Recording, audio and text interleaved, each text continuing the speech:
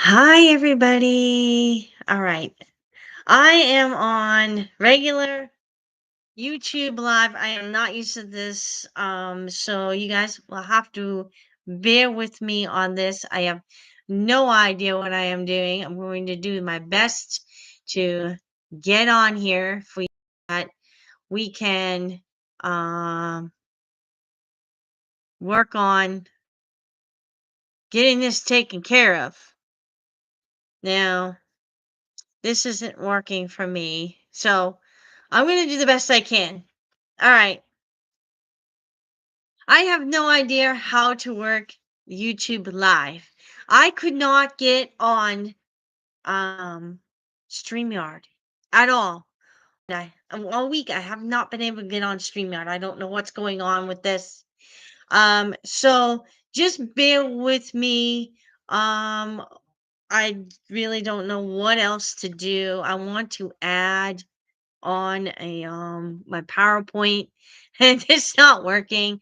So I'm just going to do the best I can on this. And I'm just going to give you the ins and outs of Is Elvis Alive Part 2. If I can get StreamYard going, maybe I will fix this. But what I will do after I am done doing this live stream is I will go on and I will put it on Hit Paw. I'll put it on regular video maker, and I will put in the presentation for you guys so you can see the presentation, because I don't know what happened. I just cannot get on StreamYard. I've tried different stream services and none of them are working. So this is the only way I could do it. So here we go. All right. So I did this on Facebook the other day. So I'm just going to do just a basic overview of what she called the prologue. And the prologue basically, she gives us the epilogue of the book Orion, which is the book that she's going to talk about. This book here. She's going to talk about this book and why it got pulled off the shelves. All right, in 1979. So I'm just going to kind of give you an overview. She said that Orion basically walks down this massive staircase and he looks up with weary eyes at the dome ceiling and the resting on its center and the mural long ago that was covered in white paint and faintly exposed. And then he said, "How many times have I ordered that ceiling repainted?" And the mural persisted to break through, teasing him and teasing his patience, his endurance, and he could have had it sandblasted into eternity, but straightly he chose to had chosen the immortality of the thin, milky covering, so on, so forth. He talks about his home, and this is called Dixieland. And he goes down the stairs and then grabs the banister, and basically he goes into what they call um the office, and in the office there is his manager, um and so the manager, he says, basically opens up the doors to it's actually the library, and he walks in, and Mac, his manager, is seated behind the desk but not in his usual position. So he said both feet were planted on the floor and he was leaning forward and his hands folded in front of him. His gray, balding head was lowered. And if Orion did not know better, he would have thought the ageless man was praying. Quietly, Orion locked the doors as he stared silently at Mac. He raised his eyes, and Orion thought for one startling moment the man had been crying. Crying? Mac was the hardest, cruelest wheeler dealer ever to hit Nashville or the entire South. So, what could bring such a bullheaded man to tears? During that 1 second, Orion's eyes locked with the man who controlled his life. In that second, Orion knew. Orion nodded in understanding. "Now?" he asked. And Mac rose slowly. "Yes, now." Following Mac to the overshadowed corner of the library, Orion gasped aloud. On the white marble bench rested a coffin. Mac half pushed, half led Orion toward it. The closer they came, the more ominous appeared the death box. Stopping in front of it, Mac clenched Orion's cold, trembling hand, then slowly lifted the lid of the casket. For what seemed like an eternity, in a split second, Orion felt he had been hurled into a blind, unfathomable abyss where life and living were merely an afterthought, where pain was measured by its depths. A scream formed within Orion until he cried aloud, "Oh my God!" And in the sterile coffin lay the body of Orion Eckley Darnell. The die had been cast. I created a fictional character. This is Gail talking, and would live and breathe and love and then die and live again. This is not the story of Elvis Presley because, after all, Elvis was gone, wasn't he?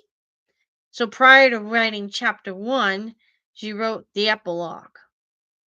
And basically, the epilogue had like a poem and all that kind of thing. All right. And then she talks about that in 1977, few books were out on Elvis. Although Elvis What Happened, penned by close friends of Elvis, had been released shortly before Elvis's death. And I don't know if that book was yet in the bookstores on August 16th, 1977, but no matter, I wasn't trying to write about Elvis as a particular person, but rather I was trying to capture the essence of the soul via my imagination. Creatively, I wanted to interpret the phenomenon, the legend, the mortal who had become the musical messiah. And I wondered as I went to bed that night what I would indeed write about to flesh in that skeleton, to give substance to something still somewhat fuzzy and distant in my mind. So basically, she said she boned up on mythology, read key passages in the Bible, and then picked her favorite book of poems, the best loved poems of the American people, which included the works of Tennyson, Kipling, Browning, and Emerson.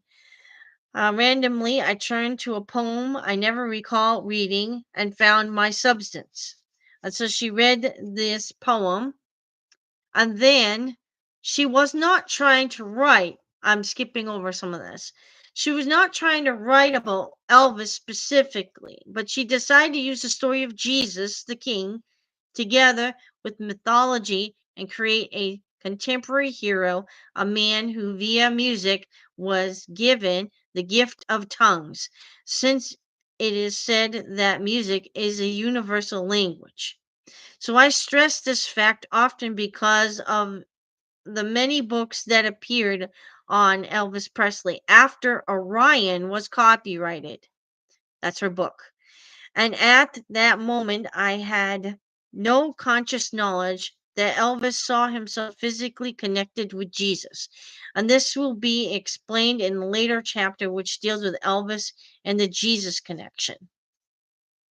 So not only was I using biblical and mythological symbolism, but I would rely on Dr. Hugh Schonfield's The Passover Plot, which outlined what may be the greatest conspiracy in the history of mankind, the hoaxing of the death of Jesus of Nazareth.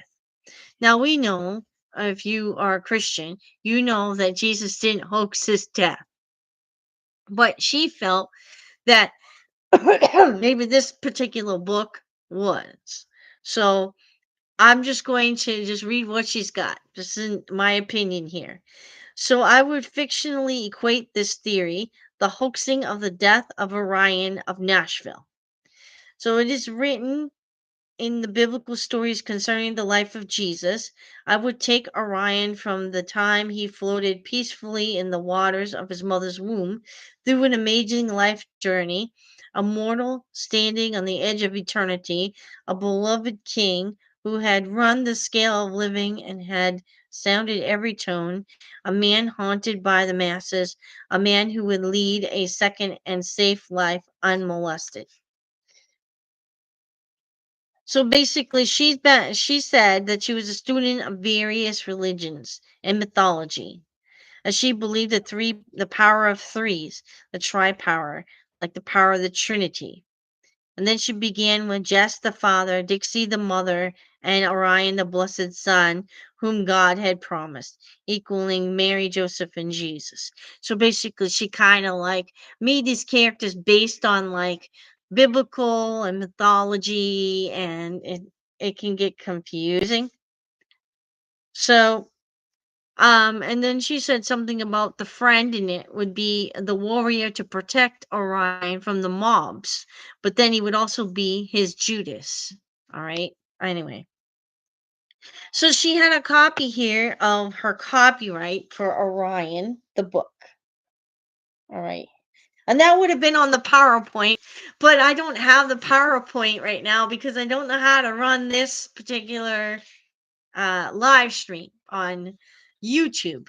It's very hard. I like the StreamYard, but I couldn't get it going. I don't know. It might be something. My husband said something about it might have gotten hacked or something. I don't know. I'll have to call them tomorrow and find out what's going on or message them. I did message them, but so the first chapter of the book is called "A Place to Be Born," and she talked about that the first draft of Orion was written in 54 days, and the book was often write itself. All right, and she did copyright it in June of 1978. So that's not very long. That's not even a full year after Elvis died that she copyrighted that book and wrote that book.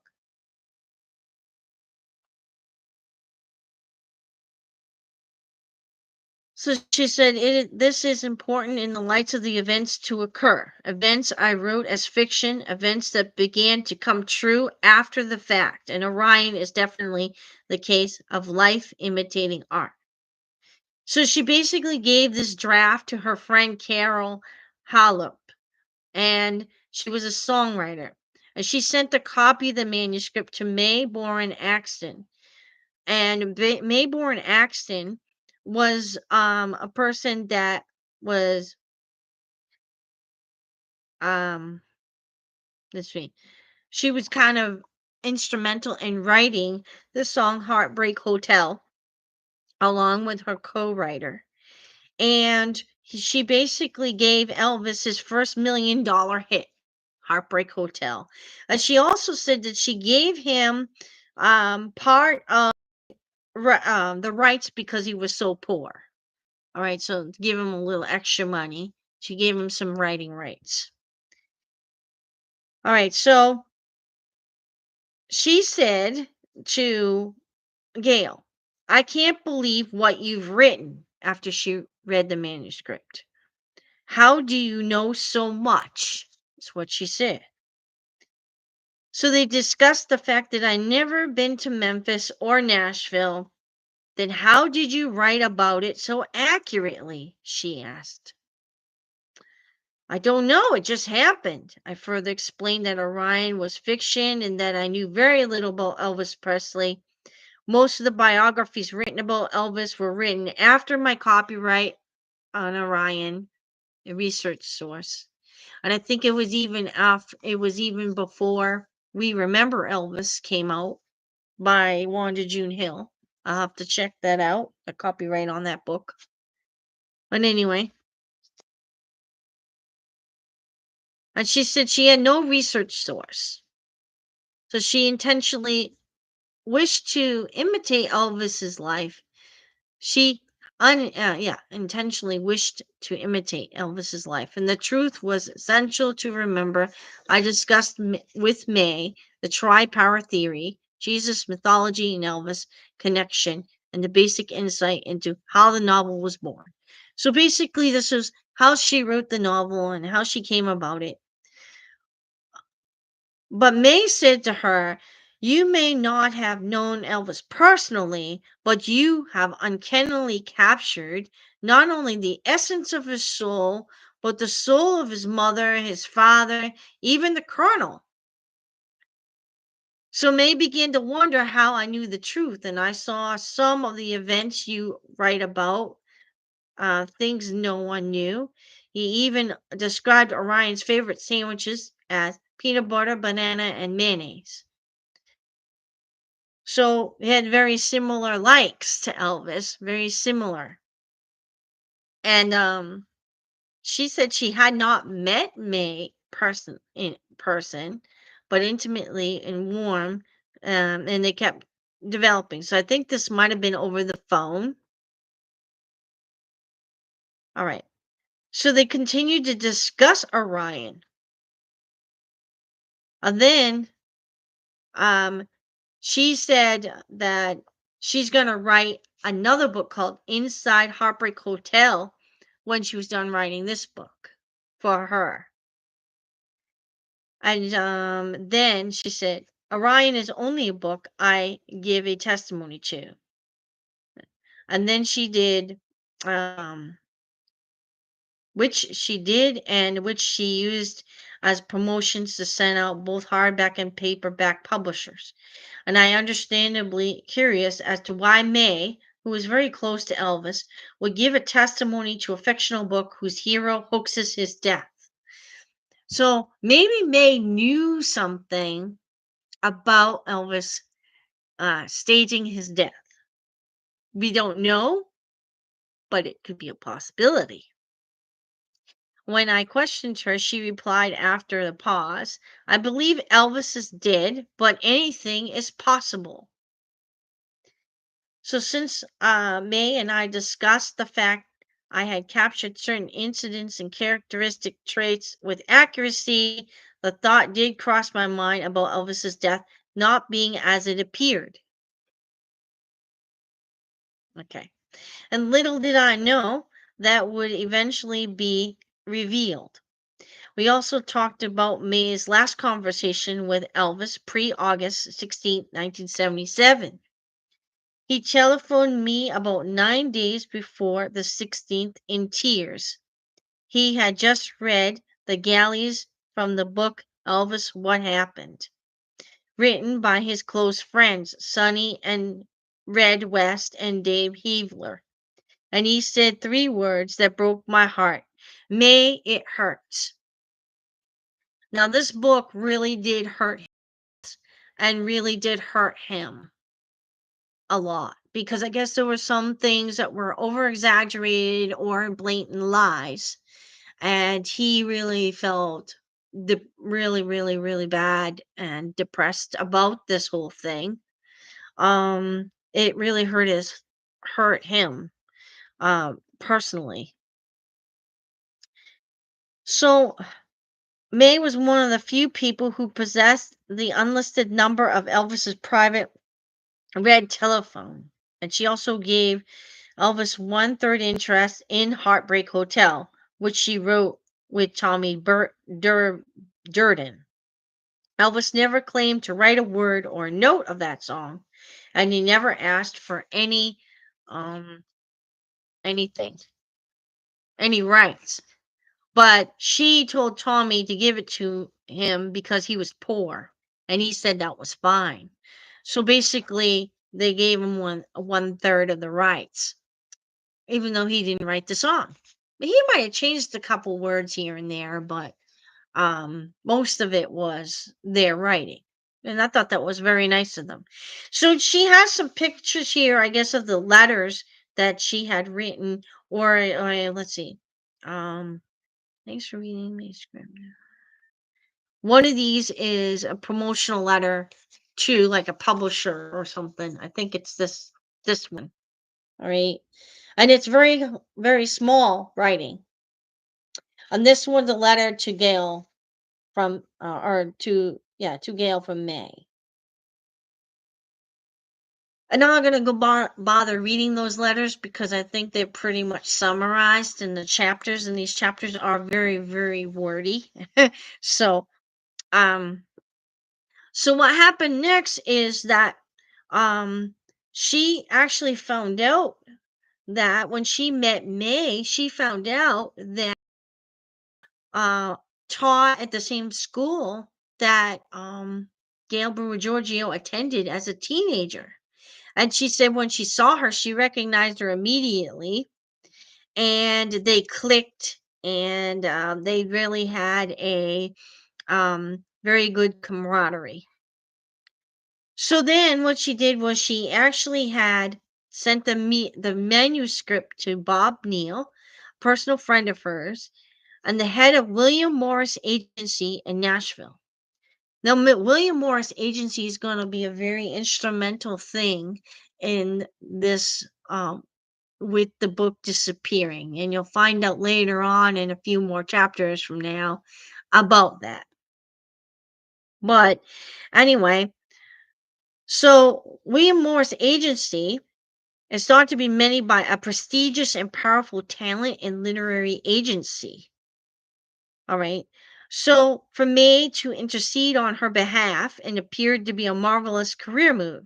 So she met with Bob Neal and so on and so forth. And she her excitement grew because she's never written anything professionally, and this is like the first time she actually has a contract for her book. And there's a big, what do you want to call it, excitement about this book, because not only that, they wanted to make it into a movie. Okay, so there's probably going to be a very good book. And William Morris has always been known to be picky about new talent. So what they did was they actually like corresponded with the New York office, and the manuscript went there. And then they had a meeting, and and she said if you read this Bob's letter to her, she said the ending of Orion, which is the hoaxing of the death. We even talked over the phone. He mentioned how fascinating he found the ending. So the New York office also thought that was a cool thing. And what they wanted to do, and I'm just gonna like kind of shorten this a little bit because it is very wordy. She said in a nutshell that she met with all these executives and her lawyers and their lawyers and stuff. And what they wanted to do was a 3-year exclusive contract. And that means that there be nobody else could use, publish Orion or read Orion and all that kind of thing. And it didn't sit right with her in her intuition, because she's a very intuitive person, and it didn't set right with her. She kept delaying signing the contracts because of that 3-year exclusive. It really kind of bothered her. She couldn't understand why she was holding back, but she did. And she basically said that, she was naive, and she was uneasy, and she felt like she was like David standing in the shadow of Goliath. Like one of those types of situations where, Goliath was bigger than David, and that's what she felt like. William Morris was way bigger than her, and she just felt this feeling, you know. So she basically said, um, let me see. Let me see. I'm just kind of skipping over. Yeah. She also found out that they were not only giving her a 3-year exclusive, but they they wanted her to sign, because I guess what they did was they tried to get it going, I guess, or something, to for movies or something like that ahead of time, and she was really dragging her feet on that. So, yeah. s- I was just gonna skip over this stuff because there was so much here. But they weren't happy with her decision not to sign it. And because he put all the energy and effort into selling Orion and even showed it to some publishers. Thus, I need not fear it sitting gathering dust. She found it surprising since she made it clear Orion was still in its first draft. So, in other words, she hadn't even wrote another draft, and they were already selling the original copy off to other publishers. And also, why would William Morris show it when I had not signed the all important 3-year exclusive? And then she goes, as you know, the letters continued to come. So they kept urging her to sign this 3-year exclusive. So she was filled with doubts as to whether she had made an erroneous mistake, right or wrong. The decision had been made, and I directed my efforts elsewhere. The Orion project seemed too complicated. Too many people were involved. Too many people were telling me what I should and what I should not do, and how I wish I could go back to square one and start all over again. So basically, she did sign in 1979 with a hardback publisher, and almost simultaneously emerged the name Orion. Strangely, he was on Sun Records label, which is Elvis Presley's early label. The characters from my novel Orion were used in full, including the prologue. And details such as Dixieland and Mac Wyman were used. Dixieland as a place to write Orion, Mac Wyman as the man who guided Orion. Of course, in her book, Dixieland was Orion's home, and Mac Wyman was his main manager and agent. I also noted my fictitious character was a co-writer of two songs, Lonesome Angel and Washing Machine. So they used Orion Eckley Darnell, the full name of her character that she created in 1977, and was copywritten in 1978, but never asked her for permission to use the characters, the names, or anything. So she said Orion sounded so much like Elvis Presley that it was amazing, and the voice on some of the songs sounded identical to Elvis. And Orion wore a mask, and upon release of the first album was causing major controversy. But Orion was not Elvis. I knew this from the moment I was introduced to him, and his name was Jimmy Ellis. In fact, both Orion and Sun Records made a deliberate effort to send out promotional material, empathetically denying that Elvis Presley or anyone connected with Elvis had anything to do with the singer Orion. And the fact is, no claim was made that Orion was Elvis reborn. And I was told that the album title was chosen because the songs on the particular album dealt with rebirth. I don't know. I've listened to that album and I don't think so. But I'm going to show you the album cover in a second. As soon as I can pull it up on my iPad or my iPhone, I will show it to you. I think it's on here.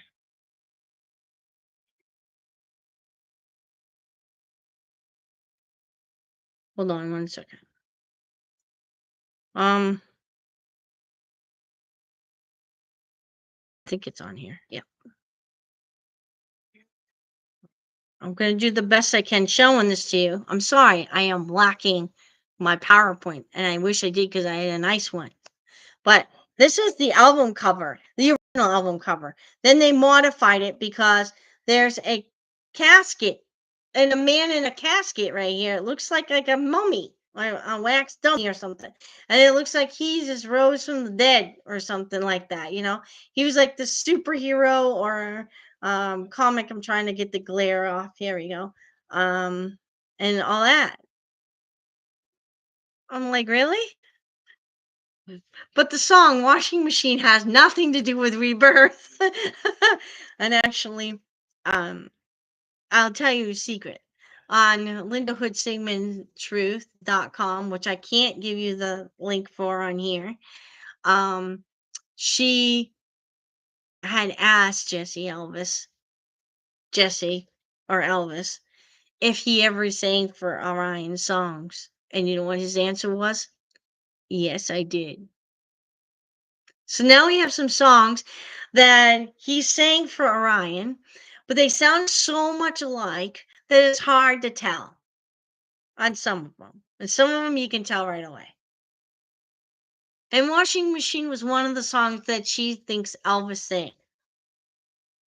And if I had a copy of it, I would play it for you. But I don't have a copy of it, and you need special licensing and permission to do it on live stream and on videos. So, anyway. So I thought that was interesting that the voice in the song sounded identical to Elvis. But they said, nope, nope, nope, it's not Elvis, it's Jimmy Ellis. And we will find out later in this book, she will discuss that some more about the interesting phone calls that she got from Orion. All right. It's very interesting. Not in this chapter, but in another chapter from now or two. So basically, they said that second and very important fact that Jimmy Ellis, whether masked Orion or not, incredible voice and performing talent. Although one may think he is pantomiming Elvis's voice, he is actually using his own voice. Once that happens to sound one that sounds like Elvis. And the fact he chose to perform under the name of a character from a book of fiction does not make him less real. He could have chose to come out under the name John Smith, and the controversy would have been the same because he sounded a lot like Elvis.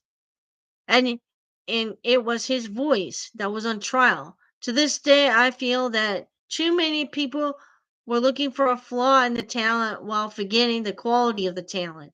And looking for the flaw, many DJs began questioning who was really behind the mask.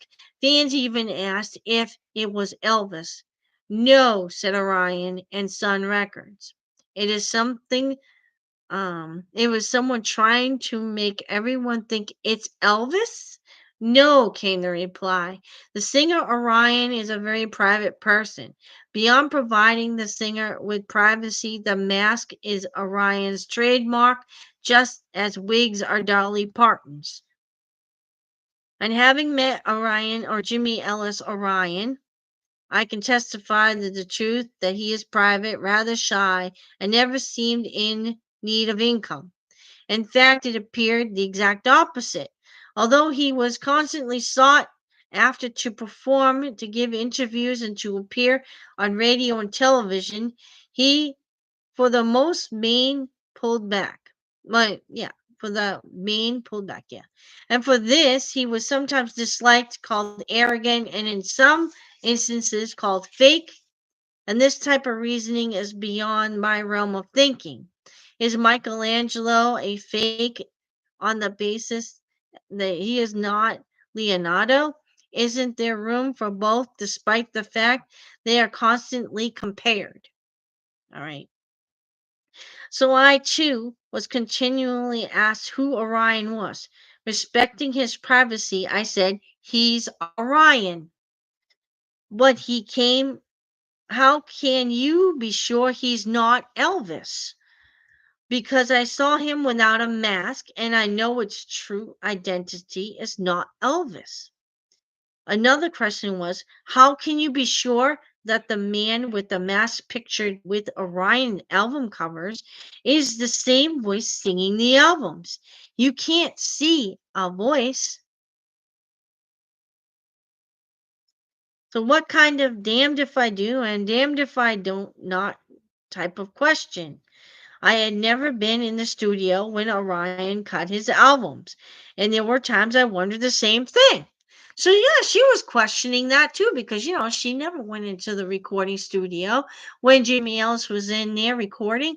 Who's to say that actually was Jimmy Ellis that sang all those songs like Washing Machine, Honey, Long Tall Sally, Rockabilly Rebel, Crazy Little Thing Called Love, Turn Around and Look at Me. All those songs sound exactly like Elvis Presley. Not a change in the voice, nothing. Sound exactly like Elvis Presley to me. And if you were to take it and compare it to a Jimmy Ellis, which I kind of know some of them are by Jimmy Ellis, you can tell right away they're different singers. Even though they're so close, it's hard to tell because they try. And I think when Jesse Elvis did go into the studio, I think that he did try to mask his voice a little bit to make it match somewhat like Jimmy, and then of course they did a lot of dubbing and stuff like that, probably to make it sound the same. So he said he did record as Orion. So we're going to take him as that. Now, recording as Orion is different than touring. And I don't think that he toured. If he did, it was a small amount of touring. And we will go over that in this book, more about Orion and the two Orion singers. And as soon as I can get my StreamYard back up and running, hopefully next week, let's pray hard. I can give you guys video clips and stuff like that. And that will be more fun, right? Than just reading straight from a book. And I'm kind of giving you bits and pieces, not the whole thing, because it is quite um lengthy. And anyway, and there were times when I wondered the same thing she said. So also, I entertained the thought that there might be two voices on the album.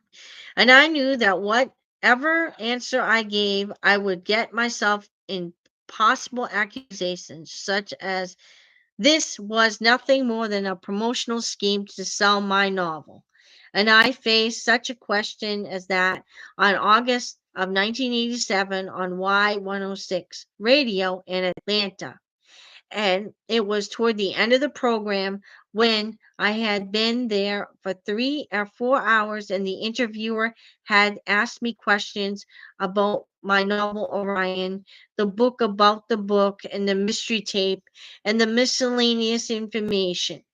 Prior to being on air, I had, by invitation, met with the interviewer and his producer, and they told me that they would wanted to talk about and asked if I not digress off on tangents. Never once did they mention wanting to discuss the singer Orion and the connection with my novel. Had they, I would have made it clear to them that Sun Records and I never had contact. I would have also showed them copies of letters written by my attorney Bob Carlyle about this. As it was, I felt sneaked up upon, and as though I was guilty by association. And since the singer Orion had received such media and radio attention, surely they must have known I was not trying to hide the existence of the masked singer. Yet I felt as though someone were deliberately trying to trap me. It's a strange position to be in. If I discussed the singer who has since disappeared, it might look as though I'm involved in a scam. Or, as an interviewer delicately put it, a market making ploy done in the name of entertainment. And I kind of stopped there on Facebook, so that's where I'm going to stop here. This chapter is very long, so I will continue on with the study of about the Orion singers on our next episode next week.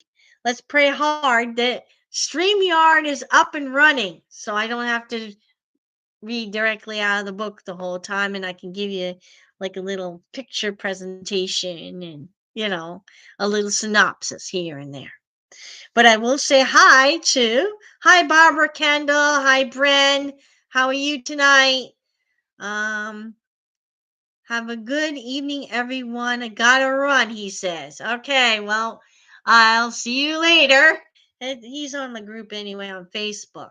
All right. So I hope everybody enjoyed that little live stream, even though it's not as good as the other ones, but it'll do.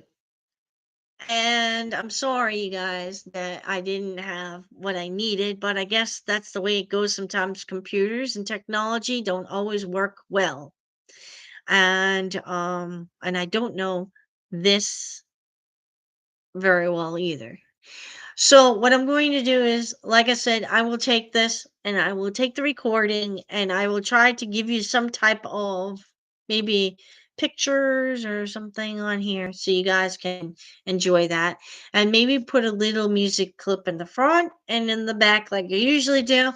I do have copies and licensing through Licked that I can put a couple Orion songs on there. So I have a copy of um please, let's see. Please, baby, say yes. That one sounds a lot like Elvis. Honey sounds a lot like Elvis, and I think Honey is off Reborn. So I'll probably put that on the front, like an introductory piece of music, you know, and on the end. But I will do something here so that we have some pictures to go with it, so you don't have to see my lovely mug. All right. You guys have a good night. God bless. If you haven't subscribed, please subscribe to the channel. Hit the notifications button for future videos like this. Let's pray hard. Then I get to StreamYard back next week, so it'll be a better presentation. And like, favorite, and send this video all over the place, including Facebook. And I will send that link to Facebook when I am done. You guys have a good night. Bye. And God bless y'all.